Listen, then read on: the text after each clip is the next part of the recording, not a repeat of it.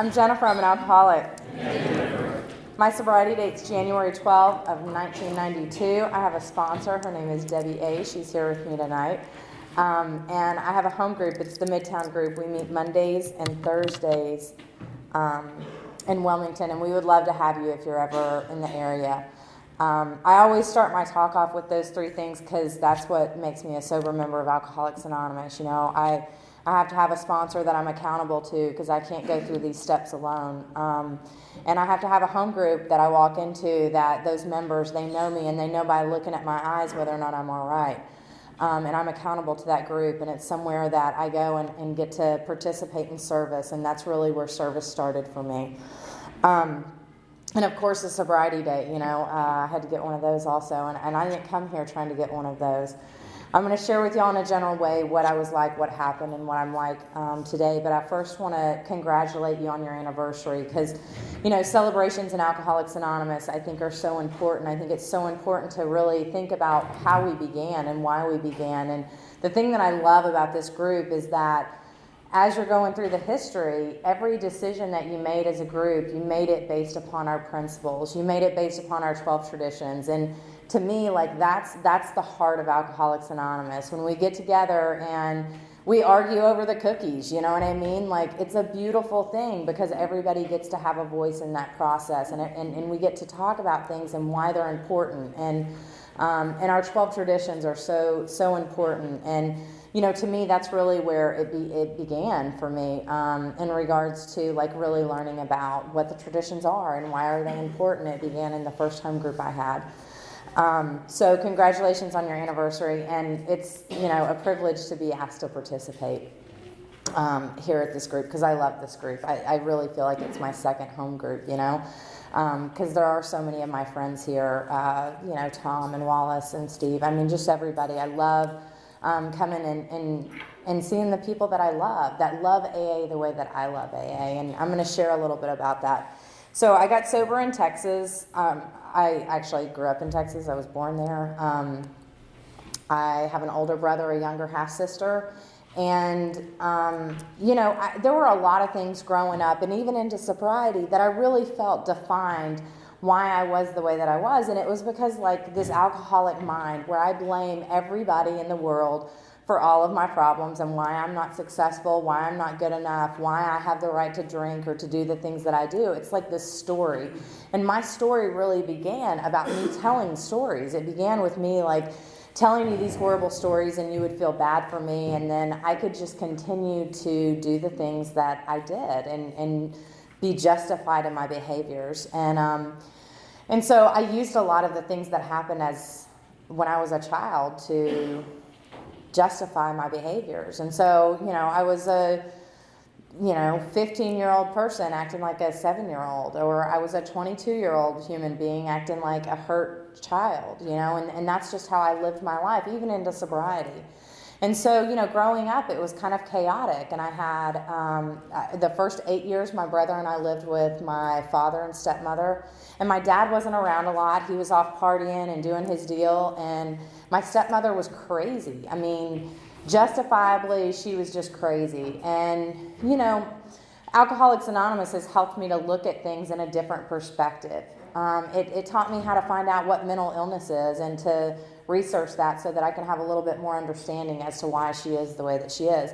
But I will go ahead and say that when she married my father, I was like 3 years old. My dad had just split up with my mother. They had only been separated 6 months. And my dad did not tell my stepmother that he had 2 children at home, right? Who does that? My dad. That's the kind of guy he is, right? So she comes home to like 2 small children, and she was in her 20s or whatever, like 24 probably. I don't know how old she was, but she was young. And she comes home and she's supposed to be a stepmother to these 2 children, right? And I think her mental illness stuff just got worse as time went on. So it was just, it didn't start off horrible, but it did, like it progressed really fast in terms of the insanity that occurred in our household. And, you know, like how that felt for me is just that I didn't understand. When you're a kid, you don't understand those things. All you know is like what you feel. And I really based my life on how I felt. And I felt weird. I felt like when I went to school, all the other little girls had blonde hair and they looked like Barbie. And I was like strawberry shortcake. And I didn't understand, like I hated having freckles. And it's funny because like today I love my red hair. And when people dye their hair red, I'm like, you are not a ginger. I had to work for this. You know what I mean? Like, so I get resentful now. But like as a child, I hated it. And I used to like rip my hair out of my head. I mean, literally, I'd wrap my little fingers and I'd just rip it out because I hated it. And it really was like this defining thing for me that separated me from my fellows. And, so that was the first thing. And my brother, he was super mean to me and he would tease me and stuff. But he was really my only friend because when I went to school, I didn't know how to have relationships. Our literature talks about we have an inability to develop a true partnership with another human being, and that started early on for me because I felt awkward, and what I did is I pushed away, and I really isolated myself. And so I didn't have a lot of friends growing up. I was, friends with my brother and his friends, and I was a tomboy, and, I really didn't feel like a girl. My brother treated me like a little boy, so, I just, I did what they did, and so that was like the first 8 years, and it was chaotic, and I would go to school and I hated being there, and I'd go home and I hated being there. I just hated and I would sit and I would watch the TV and I would see these kids that were getting kidnapped, and I would be like, why can't they kidnap me? Like I was resentful that I wasn't the kid getting kidnapped, like it was just, that was the emotion that I had as a child. It was just really gross, yuck. And, I loved my mother. My mother was the first person that I felt loved from, that I knew she would do anything for me. And I didn't get to be with my mom a lot, because she was off doing her deal. My mom is alcoholic, and she was off drinking and partying. And so I never spent a lot of time with her. And I learned a lot of these behaviors that, like, as I've gotten older, I realize how they've affected my life, right? So I don't get excited about things unless I know for sure it's a done deal, right? And the reason I don't is because when I was a little girl, I would be told, like, we're going to go see a movie with Mom tonight. And it wouldn't happen, and it was, like, devastating. And so, like, all of these things, they started defining me, like, as a child. But they also gave me an excuse to live the way that I lived whenever I drank, And then I learned how to use that material with my grandparents, because that's who we ended up going to live with when I was 8. We ran away, and we ended up living with my grandparents. And they're, like, the most normal, wonderful human beings in the world. And so, like, it was this sad story. And they knew their kids were, like, should be taking care of their kids, and they were having to take care of them. So, we were really able to pull those strings a lot and get what we wanted to. We were very manipulative, and I didn't own that, for a long time, but I look back, and that's what we did. And my grandparents were great, and they would never think that we did the things that we did. And so we got away with a lot. So we went to live with them, and, my first drink was when I was 8 years old, and it was with my mom. She had gotten in a fight with the guy that she was with, and she got a 6-pack, and she gave me a beer. And what I remember about that beer was, like, one of the things I loved about my mother is she was the bartender at this, like, Irish pub, and it was disgusting. Like, you would walk and your feet would stick to it, like it was grungy, it was dark, it smelled like urine. And I mean, that really was my favorite place to go. Like, if you asked me, you can go anywhere you want to today, where do you want to go? And at like 6 years old, I would say, I want to go to Bentley's. I loved that place because everybody thought that I was cute there, and they would tip me to wipe down their tables, and that's what I aspired to be. I wanted to be my mom. I wanted to be a bartender, and I knew, like, when Mom walked in the room, everybody was like, Barb's here, and everybody was super excited. She was the life of the party. And so when she gave me that beer, I'm 8 years old, we're in a car, we're driving down Cooper Street in Arlington, Texas, which Cooper Street at that time was like a drag strip. I mean, Friday, Saturday night, it was packed. And so we're driving down, and I'm holding the beer up because I'm like, look at me. I have a beer. I was 8, you know what I mean? Like, people knew who I was or something. And so, like, my selfishness and self-centeredness was, like, so alive even at that young age, and so that's what I remember about that first drink is, like, I knew I was then a part of what happened in that Irish pub that I loved. I knew, like, I'm connected to these people now. And somewhere in my mind, it was like, okay, I'm grown. I'm officially grown. And I literally like started behaving in ways that rules did not apply to me. I didn't become a daily drinker at 8 or anything. A lot of people tease me that I got sober then, but my first real drunk was really where the magic happened for me. Because that's when I got a hold of liquor, and liquor was my love, because I know stop and go, and that's pretty much it. And liquor is what got me there quick, and I loved it. And we found a bottle of whiskey. I was 10 years old, and we pulled that bottle down and we started playing quarters. We like inherently just knew how to do that, at 10. And my brother had his friend over, and I had a crush on him. And again, I was like this awkward, I look at pictures of me now and I'm like, I was cute, but I just didn't feel that way at the time. I felt so awkward and weird. And so that first shot, how that felt was amazing. The way that it burnt when it hit the back of my throat and it went down to my stomach, and man, everything, I could breathe for the first time in my life. I was 10 years old and I could breathe. It was amazing. Everything in me just went warm, and it was okay, and that was the first shot. So if that's the way the first shot feels, the next one's going to be better, right? And so down it went, and eventually they dared me $20. I couldn't finish off that fifth of whiskey, and I showed them, Now, what proceeded to happen that evening, I don't remember a lot of it, right? I had alcohol poisoning. I was violently ill. I remember laying on the couch, and the whole room was spinning, and I was like, it was the most wonderful thing ever. I was just like, this is life. I get it. And my brother's yelling these horrible names. He just talked to me so horribly, he's just a, big brother, I guess. But he was just so mean to me. And I remember just being like, it was like, wah, wah, wah, wah. It didn't matter anymore what he was saying to me. It didn't hurt. I didn't feel any of that hurt. That life just felt so painful, Everything was just okay. And they were yelling at me, and I went to the stairs, and I ended up knocking the boy down the stairs, and I proceeded to leave my DNA all over the house. My grandparents were, my grandmother had no idea. She was like, well, if you're sick, go to bed. I just drank a fifth of liquor, you know what I mean? She had no clue. Now, my granddaddy, he stepped outside of the bedroom, and he knew right away, she's lit. And so they called 2 places that night. They called my favorite uncle, who was the cool guy. He had a Harley. He always had a beer in his hand. He had the swimming pool. He'd let us drink wine coolers as we got older. They called him because, of course, you're going to call the cool uncle that drinks all the time. And then they called Alcoholics Anonymous, which is what's the irony of that? Weird.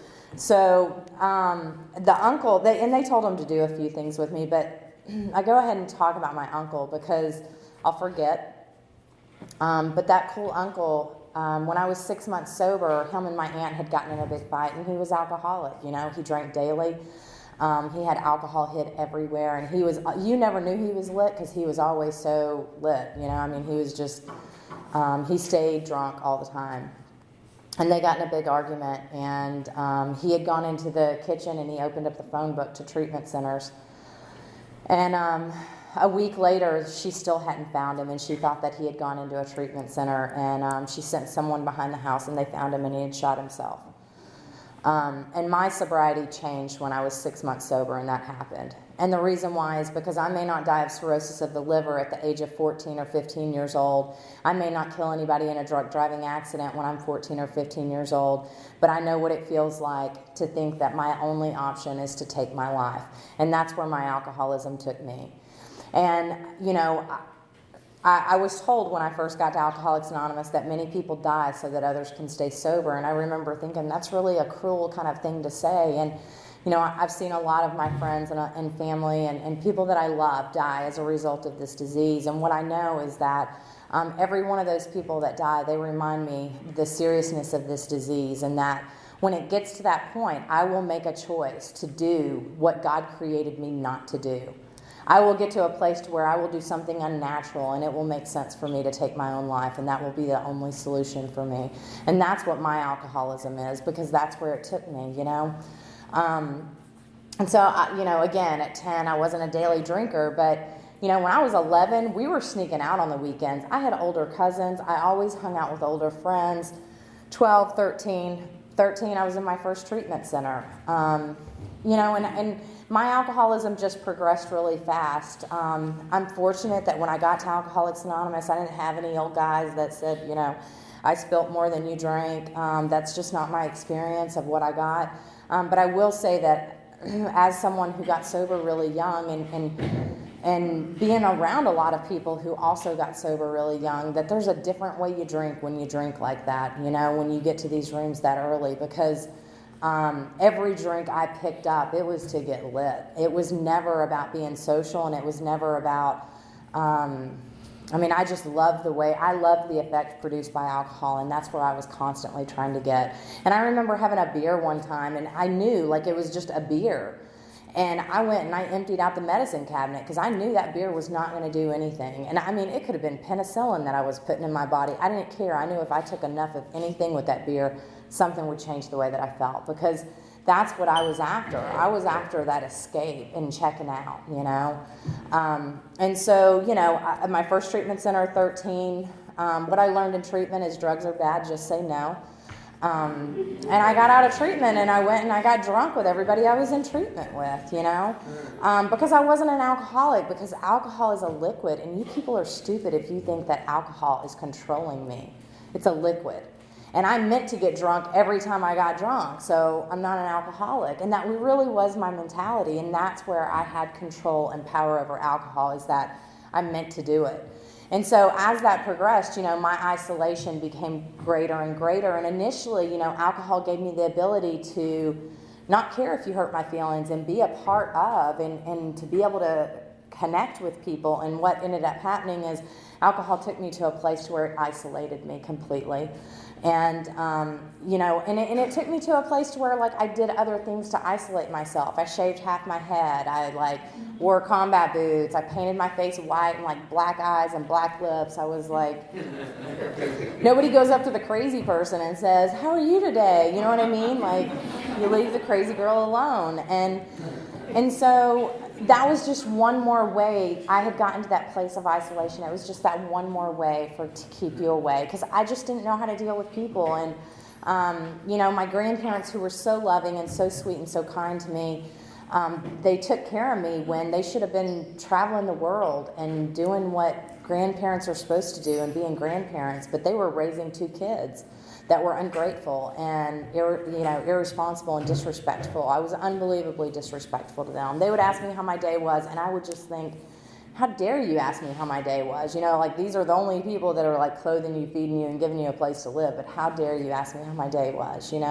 That was the kind of person that I had become as a result. And I wasn't like that when I was a little girl. I loved my grandparents. And that disease, man, it just progressed in terms of changing everything about who I was, because every bit of moral fiber that I had, I let it go and let it go and let it go. And I was, 14 years old, and I was acting like a 30-year-old woman. And, I was hanging out with people. I was hanging out with guys that were 30 years old, that would hang out with 14-year-old girls, just really inappropriate stuff. And, I think about that today, and I think, man, if I had a 14-year-old kid, no. That would not be going down. And of course, in my mind, I just thought, you don't understand. These are my friends. They care about me. You know what I mean? And if everybody would leave me alone and just let me do what I need to do, I will be okay, because that was my solution. Alcohol was my solution, and you're trying to take away my solution. My bottom wasn't anything crazy. I can tell you, had I known I was going to end up in Alcoholics Anonymous, I would have had a little bit more eventful of a bottom. But, the end of my drinking was really just about the demoralization of who and what I was, emotionally. It wasn't anything physical that happened. It was that no matter how much I drank, how I felt was that rawness, that emptiness, that just struggle, and not understanding why life hurt so bad, and I couldn't drink that away anymore. I couldn't drink away the mean things that my brother was saying. I couldn't drink away the fact that I didn't have any friends. I couldn't drink any of that away. I was just in constant pain no matter how drunk I got. And, my bottom was crying out, and, I kept half-gallon jugs of vodka in my closet, and I drank every day. I was a daily drinker. I had bleeding ulcers. I was sick, I was underweight. And my last night drinking, I was just, down in liquor. And my thought was, because I had been suicidal before, but it was more for that attention. And that night it was different. Like, I was so beat down that I didn't have the capacity to figure out, how can I kill myself? I just couldn't even figure it out. And I just said a prayer. And I said a prayer to this God that I didn't believe in, because when I was a little girl and I was being, with my stepmom, and she was so mean, and I would pray, I just want to be with my mom. And that never happened. In my mind, it just meant that God didn't exist. I didn't understand what God was as a small child, and there wasn't anybody there really to explain it. And so, I said a prayer that night to this God that I did not believe in, and that I just prayed was there. And that prayer was, please don't let me wake up tomorrow. And the real hurt and the real pain was on January 12th of 1992 when I woke up, because that's the hurt of realizing I have no solution whatsoever, and I have to continue on this road that I had been just completely empty, and I was a shell of a human being, and I knew it, because before I would defend my position that I was the way that I was because of you. But for whatever reason, I believe that God gave me this moment of grace that I was able to see myself for who and what I was, which was that I had nothing to offer anybody. I was able to see truth for that one moment. And so, when I was in treatment, I had met this girl, and her name was Abby, and she was the first girlfriend I had, and she was trying to be sober, and I thought it was stupid, and she would carry these little coins in her pocket, and I would set up shot glasses and fill them up with water so she could play games. I was considerate like that. And, she was really trying to do this deal, and eventually she drank, and eventually, she decided she wanted to get sober again, and she told me, she said, I'm not going to continue to watch you kill yourself. And I was like, bye, Abby. I mean, it wasn't even a thought, I just thought she was crazy. Well, I hadn't talked to her in probably 4 months. On January 12th of 92, we did not speak. And she just happened to pick up the phone that day and call me and ask me if I wanted to go to a meeting of Alcoholics Anonymous. And the last thing I wanted to do was to go to a meeting of AA. I did not want to do that, but something inside was like, I was just so beat. I was really broken, and I was like, whatever. It's not going to help, but I'll go, right? And so I go to this meeting, and it was in a little trailer, and it was a bunch of old men, like Santa Claus looking, suspenders, like smoking cigarettes, drinking coffee.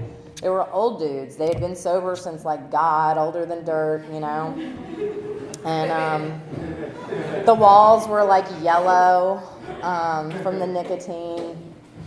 And, I don't remember anything that was said that night.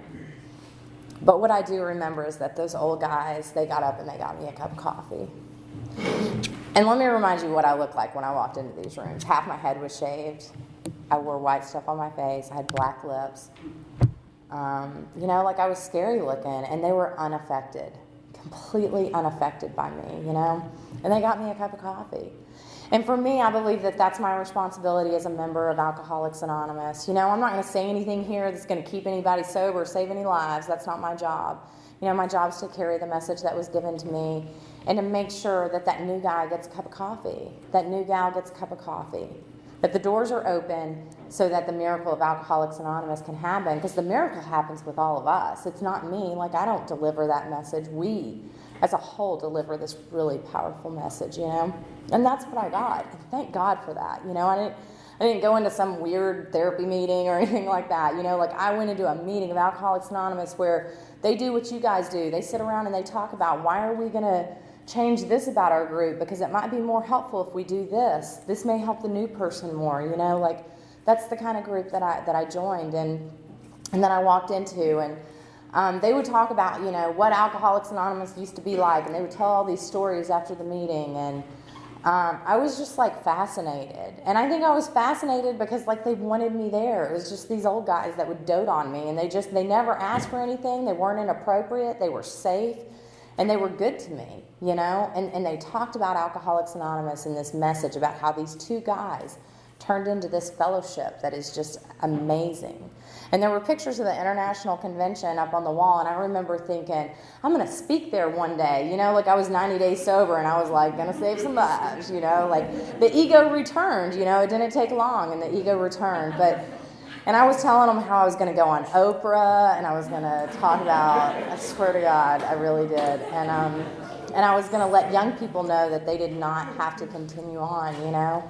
But the reason all of that occurred is because, like these old guys, they just took the time, you know, to give me a cup of coffee and to share their experience, strength, and hope with me. And that kept me coming back. And they said, can you be here tomorrow night? And I thought, well, I think so. And they said, well, here's our phone number. If you can't, I want you to call us. I don't care if it's 2 o'clock in the morning. We will come get you. And I called those old guys at 2 o'clock in the morning. And you know what they did? They got their old tails out of bed, and they came and picked me up, and they would take me to Denny's, and they would just talk to me until I could, like, get to a place where I was okay to go back home. You know, I can't ever repay the debt of that. I can try, and I do try, but I can never repay the debt of those old guys getting up out of bed and leaving their families and coming and hanging out with this unlovely creature that couldn't, like, say a sentence without using the F word 4 or 5 times, you know? Thank God. And they allowed me to be exactly, they didn't try to change me either. They really didn't. They allowed me to be exactly where I was at. And they loved me that way.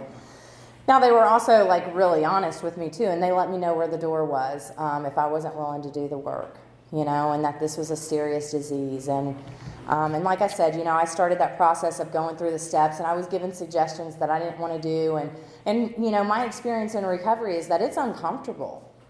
You know, like even today, it's uncomfortable. There's times in my life that are just uncomfortable doing the next right thing. It doesn't feel normal. It's scary. And I don't like being scared. I'd rather do something easier and softer. That's why alcohol was so great for me, because it just gave me the easier, softer way like that. But when it stopped working, I had to have something. And they talked about this higher power, and I thought it was stupid and hokey and like, you know, the chanting and the praying, and I just thought it was all weird, right? And so but they said, you don't have to believe in any of that stuff. Just do the physical actions of getting down on your knees and saying these prayers. And so I did the physical actions, and I didn't believe, you know. But as a result, I remember the first time when I realized I had gone like a whole day and hadn't thought about getting drunk. Or I went a whole week and hadn't obsessed about getting drunk. You know, like when those things started to happen, I started to realize, like, maybe there is something bigger, and maybe something that these old guys are saying, and maybe that is making sense. And I was a couple weeks sober, and I checked myself into treatment because I couldn't deal with people. I really just couldn't. I didn't emotionally know how to handle my environment whatsoever, school, any of that stuff. And, you know, and I was supported by the members of AA, and thank God for that. And I was suggested to stay out of a relationship my first year, and I just thought that was stupid, but it was one of those uncomfortable things that I did. And a lot of people say, well, by that time you were only 15 years old. And I say, yeah, but I was acting like a 30-year-old woman. Like, it was a big deal for me at that time, you know? But I took that suggestion. And what that was for me was being willing to do things that were uncomfortable, that I didn't want to do. And turning my life over to these group of people of just doing stupid things that it doesn't make any sense how these stupid things have anything to do with the fact of my drinking. Like, I don't understand how coming to these meetings has anything to do with my drinking or my family life, or how saying these silly prayers is going to help with this problem over here. I didn't understand how, and I can tell you today, I don't understand how any of that works. All I know is that it works, and it works flawlessly whenever I do the things that are suggested for me to do, and the opposite of what I naturally want to do, which is my self-will. And so, you know, I just took those suggestions, and like on the 366th day, I met this really nice guy, and of course, we got married. Like 10 days after my 18th birthday, my mom was so excited about that. And that's how I ended up in North Carolina, you know, and I had 3.5 years when I moved here, and I had a foundation, and I moved to North Carolina, and I thought, you poor people are going to get drunk. Like, this is not how you do Alcoholics Anonymous. Y'all need to go down to Texas. We need to set up some classes for y'all and save your lives, you know, which is kind of funny because when I go home to Texas, I'm like, you people are doing it wrong. I love Alcoholics Anonymous in North Carolina, and so much I've been taught and given, as a result of, doing what was suggested to me. My old guys loved Alcoholics Anonymous, and they gave me like this foundation of being of service and participating. That was really important. It was very important to them that I pass on what was given to me. And so when I moved here and I was all judgy, and I thought you people were going to get drunk, and I went and I heard this speaker, and the speaker spoke the language of the heart. They spoke to my heart, and they talked exactly about where I was at, about when I'm in a meeting of Alcoholics Anonymous and I'm not hearing what it is that I need to hear. It's my personal responsibility as a member to share the message that was so freely given to me. And it was like a dagger in my heart. I was like, why is this man talking to me like this? You know what I mean? Like, it felt so personal. And this person had gotten sober really young, and it was the first person that I had physically met in the flesh that had gotten sober young. All of my best friends were like, 60, 70 years old when I was in high school. That's who I hung out with on the weekends. I would go to NA to hang out with people that were like 35, I really did. That was my social life. And so, when I got here, and then I met this guy, and he had been sober forever and had gotten sober young, and I was like, wow. And it just lit that fire back for me of get involved.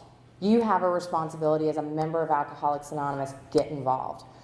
And, when I went to a conference, and it was a young people's conference, and I had never even been around other young people that were sober.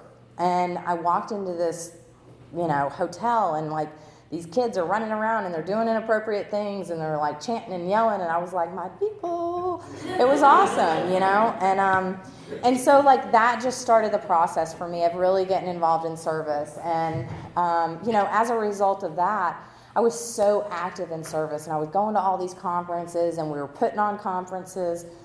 My experiences is like I had gone through the steps, with a sponsor, and I had relief from this obsession, and I had relief in terms of my behavior as well. But like when I don't continually write inventory and I'm not continually doing the things that I need to do, I've had lots of sponsors, different types of sponsors, and at that time I had sponsors that were patting me on the back and telling me, you just keep coming back, it's going to get better. And, my personal experience is that does not work for this alcoholic. Our triangle has all of our legacies of service, recovery, and unity. And so, like, for me, I have to have every element of that. And if I don't, then something inside of me is not right. And so, when I was probably 6 or 7 years sober, I started really hitting this bottom. And it was because, I was 20-something years old. I was running all over, going to these young people's conferences, doing inappropriate things, not making amends for it. And, a lot of it was just me being my age. But the bottom line is I'm, like, supposed to be living this spiritual program, too. And it was, like, really a struggle and a hard thing. And the hardest thing is that if I do things that cause guilt, shame, or remorse, and I don't do anything with that, I will get to a place where it makes sense for me to either take my own life or take a drink. When I got to this place where I just wanted to go to sleep and I never wanted to wake up. I was 7 years sober, and it was horrible. And I felt like I was dying inside, and something had happened with my father, and it was yucky, and I didn't really have a relationship with him. I would start to call my dad, and he would do something, and I would disengage. And I'd call him again, and he'd do something I didn't like, and I would disengage. I didn't know how to have relationships with people. The people that it was easy for me to have relationships with, like my grandparents, my mom, the people who adored me, I was able to set right those relationships. Those were easy. But the one with the dad, that was not easy. It was hard because there was so much resentment and so much justifiable anger. And for me, I can't have justifiable anger. I just can't, but I held on to it for a long time. I was homicidal about my stepmother for at least the good 3-4 years in sobriety. I would lay in bed and just fantasize about physically beating her with my own hands. I just hated her. And I couldn't wait for my father to die on his bed, deathbed alone. That's what I wanted for him. And that's where I was at 7 years sober in regards to those relationships. And I remember just crying out to this woman, and she said, you need to write some inventory. And that's what I did, is I got active in writing inventory, and I made amends for some behaviors that I needed to make amends for. And I started looking at my behaviors and being accountable for them, And the fifth step promises, when it talks about we can look the world in the eye, that occurred for me. That occurred for me before I even read my inventory to my sponsor. Because what happens whenever I read my inventory to my sponsor is I'm not shut off from the sunlight of the Spirit. I'm allowing someone else into my life. Because but I'll isolate myself into thinking I'm the worst or, I'm better than, this pride in reverse, I'll live in that. And so, that started the process of a lot of changes in my life. And of course, like the boy, shocker, we're not still together. I went through a divorce and I went through a lot of health problems and I had a lot of operations that were really painful, and my experience is that AA showed up through all of that stuff, and I got active in the step work, and through that process, I started a very slow process of making amends with my father, and it started with writing a letter to him once a month, and I did that for about 1.5 years, and then after that I started making phone calls to him. And during all of this time, not once did he pick up the phone or did he reciprocate in any way. But at the end of that, I found out that I had a hole in my heart and I had to have open heart surgery. All of this stuff happened, and it happened really fast. And so I called my dad to let him know, and he said, I'll be there. And I remember thinking, he's not going to be there. He's never there, right? 2 weeks later, I'm getting ready to have surgery, and I sit down and I have a meal with my brother, my stepmother, and my father. First meal that we've sat down and eaten together since I was 8 years old. And I was so excited. I was excited and I wasn't ashamed because I could look at my brother and he was clenching his jaw.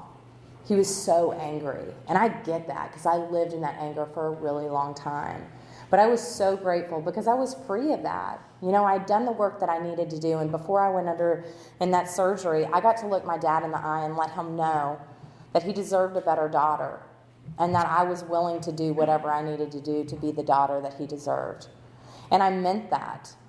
I meant it with every piece of my being. And I assure you, it's not because I'm great. I'm not. Who and what I am is I will steal from you and I will help you look for it. I will sleep with your husband.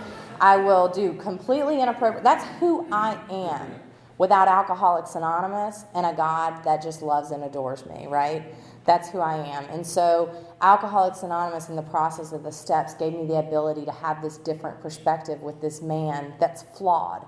My dad is flawed. He is not perfect. I just went home in February, and it was like such a hard trip. It was so hard because, what I had wished for my dad was for him to be alone, like on his deathbed, right? Well, my dad's now lost his brother. He lost his mother. And so I go home, and my job is to be a daughter to him. And in February, I got to do that. And of his kids, I was the one that was there. And when I left, he said, you're the only one I can count on.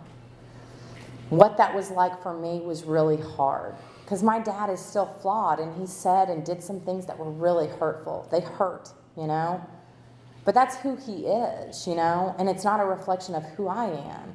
Who I am is that he got to be proud of who his daughter was while I was there. And the only reason I'm able to do that is because of the program of Alcoholics Anonymous. I'm not capable of that on my own. I'm way too vindictive to do that. AA gives me the ability to do that. And so, that process started really slow. And, what it's like today with my father and I is that when I go home, the first thing that I do is I go for a ride with my dad on his Harley. And we go and we get chicken fried steak or we get Whataburger, that's our deal and that's our connection.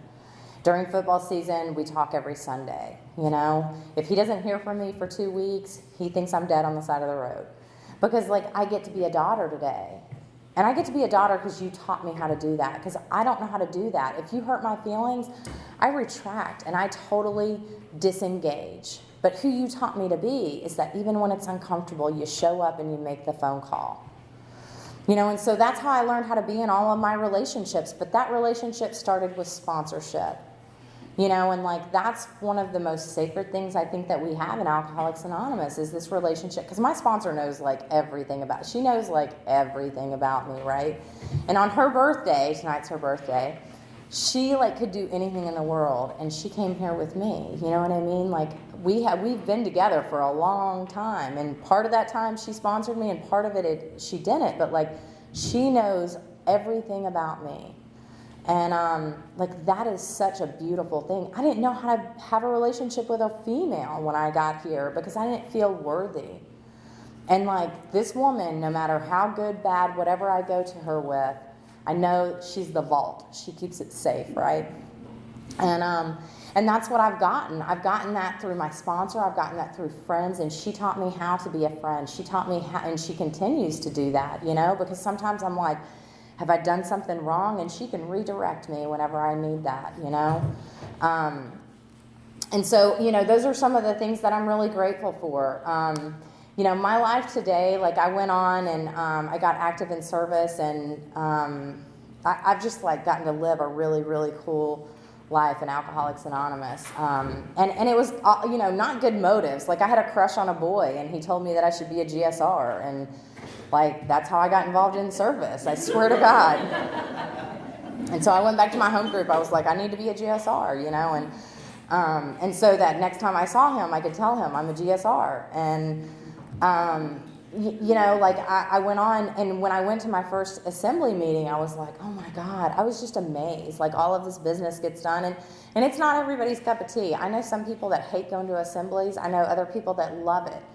What I love about assemblies and why I believe every member of AA should be a GSR is because you're introduced to all of our areas of service by being a GSR. You're introduced to corrections. You're introduced to treatment facilities. You're introduced to our grapevine. You're introduced to our literature. And it's just such a great avenue to learn about what AA is, right? And so I was just like fascinated.